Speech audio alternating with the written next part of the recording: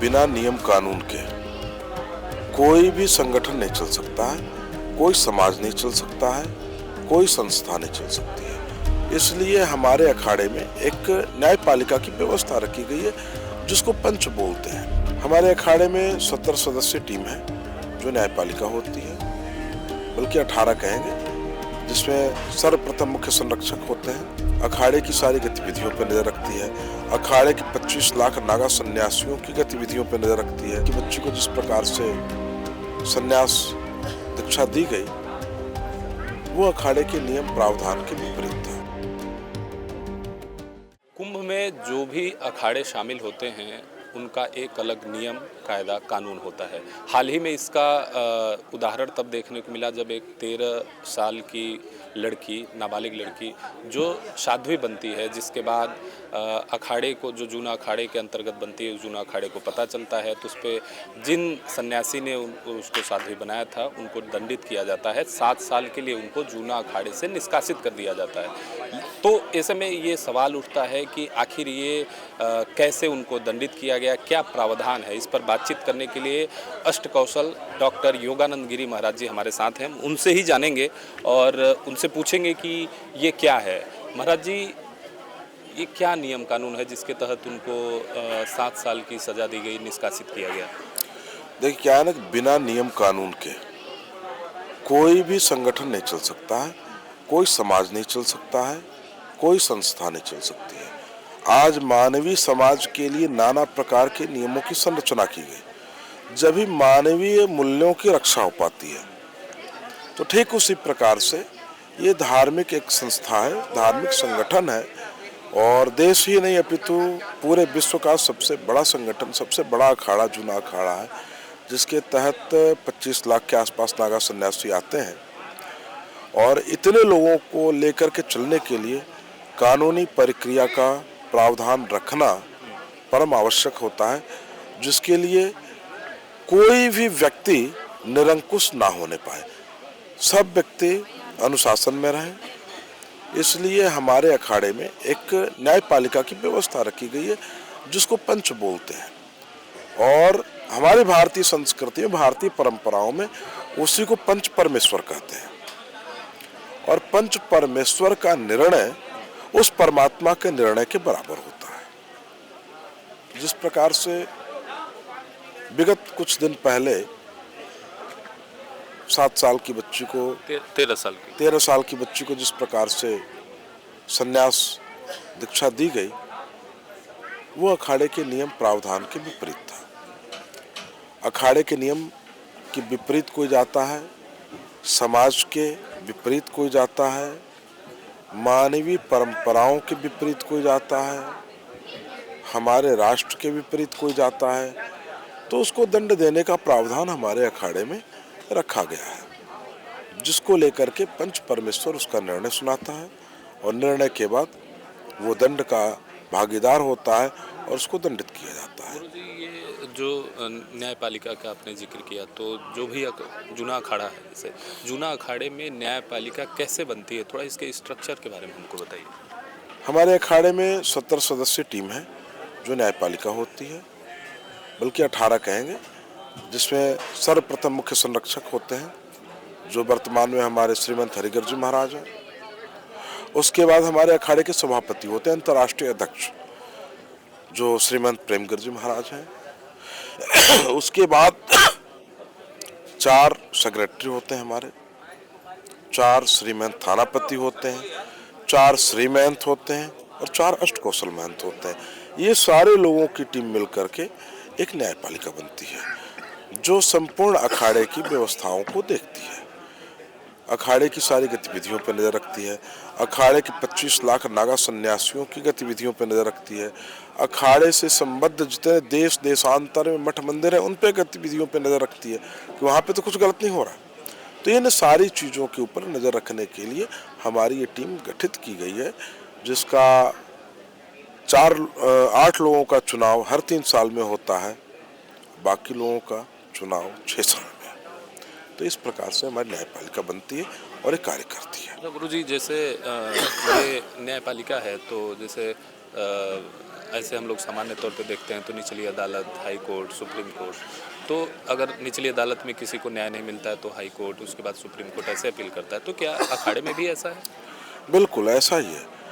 जिस प्रकार से हमारे यहाँ एक छोटी पंचायत होती है, जिसको हमारे यहाँ मोहर छाप दे के जमात बोलते हैं, तो जमातिया जो साधु हमारे जाते हैं, झुंडी जमात जिसको बोलते हैं, उसको अधिकार दिया जाता है कि वो देश देशांतर में जाएंगे, भारत के समस्त राज्यों में जाएंगे। उसमें लिखा होता है, भारत के राज्यपाल के लिए लिखा होता है, ग्राम के प्रधान के लिए होता है, आम जनता जनार्दन सेठ साहूकार तक के लिए होता है कि वो इनकी सेवा करें। अगर ये किसी प्रकार की, अगर उनके ऊपर भी कुछ गलत करते हैं तो बड़ी पंचायत में उनको भी लाकर पेश करें, उस पर आदेश लिखा होता है। तो ये मठ मंदिरों के सुधार के लिए वो झुंडी जमात की भी व्यवस्था हमारे यहाँ है।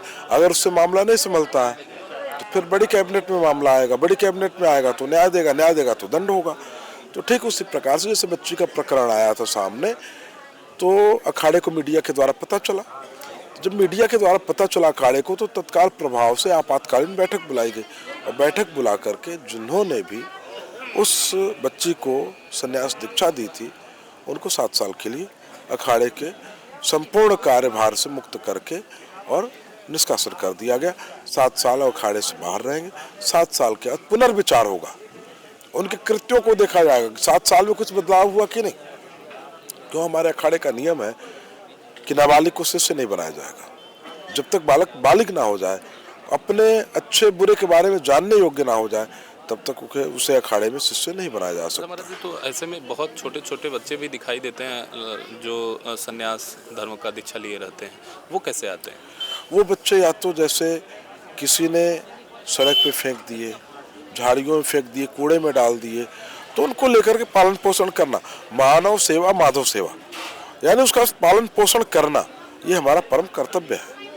लेकिन अगर किसी का बालक है, किसी की बालिका है और वो हमारे यहाँ की गतिविधियों को देख के मंत्रमुग्ध हो गई और उसके मंत्रमुग्ध हो जाने से उसकी छोटी सी जिद पे आकर के और हम उसको एक्सेप्ट कर लें, ये गलत है।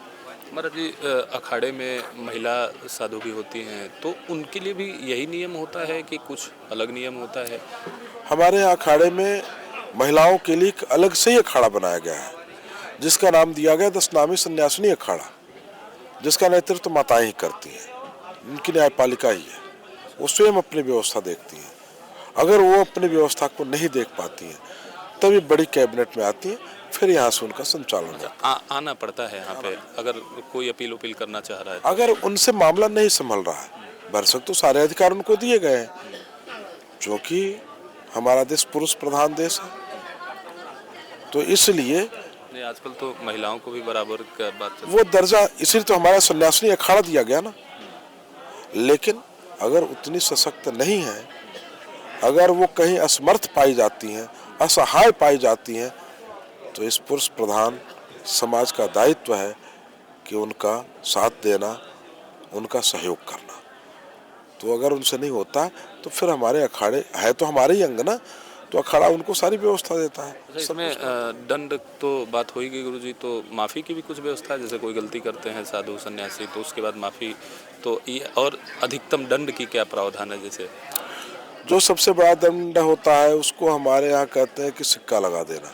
सिक्का लगा देना, ये क्या होता है गुरु? सिक्का माथे पे लगा देना, सिक्का गर्म किया उसके ऊपर लगा दिया, तो इसका मतलब ये निष्कासित है, इसको अब कोई लेगा नहीं, कोई भी संत समाज ही नहीं लेगा। और बात बाकी अखाड़े से निष्कासन, हाँ अखाड़े से निष्कासित बहिष्कृत कर दिया गया, और बहिष्कृत होना सबसे बड़ा दंड होता है। रामचरितमानस भी कहता है कि सबसे कठिन जाति अपमान, जाति में अपमान हो गया ना, समाज में अपमान हो गया, उससे बड़ा कोई अपमान नहीं हो सकता है। तो सबसे बड़ा अपराध का दंड जो है निष्कासन होता है कि अखाड़े से बहिष्कृत कर देना। और माफ़ी का भी प्रावधान है? माफ़ी का भी प्रावधान है। अगर व्यक्ति अपनी गलतियों को स्वीकार कर ले कि वो गलती स्वीकार हो गया, तो फिर उसको दंडित करके कुछ उसके ऊपर अर्थदंड इत्यादि लगा करके, और उसको हमारे यहाँ जब दंडित किया जाता है तो उसको कहते हैं चिलम साफी बंद हो गई।